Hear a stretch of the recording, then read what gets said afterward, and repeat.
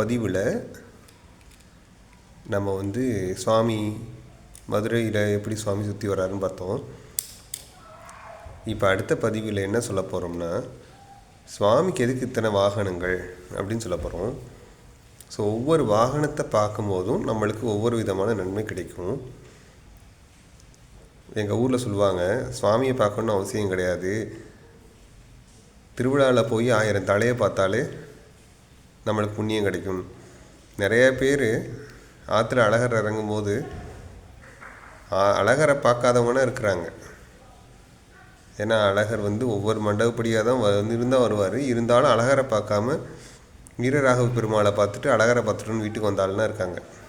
அதெல்லாம் நடந்தது, எங்களுக்கே நடந்தது. ஸோ அதனால் ஒவ்வொரு அலங்காரத்தில் சுவாமி வரும்போதும் ஒவ்வொரு விதமான நன்மை நம்மகிட்ட இருக்கும், கிடைக்கும் நம்மளுக்கு.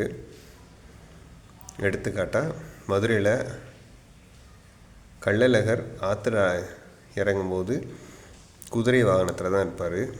ஸோ அந்த குதிரை வாகனத்தை நம்ம தரிசனம் பண்ணும்போது நம்ம ஏதாச்சும் ஒரு காரியம் நடத்தணும்னு நினச்சிருக்கோம். மேபி ஒரு பிஸ்னஸ் ஸ்டார்ட் பண்ணணும்னு நினைக்கிறோம், ஒரு வீடு கட்டணும்னு நினைக்கிறோம், இல்லை ஒரு வேலைக்கு போகணுன்னு நினைக்கிறோம், இல்லை வேலையில் பெரிய பதவி வேணும்னு நினைக்கிறோம்.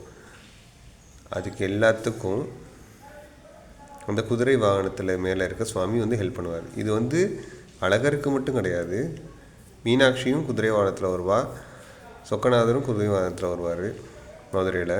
ஸோ குதிரை வாகனத்தை பார்த்தா அவ்வளோ நல்லது நடக்கும்.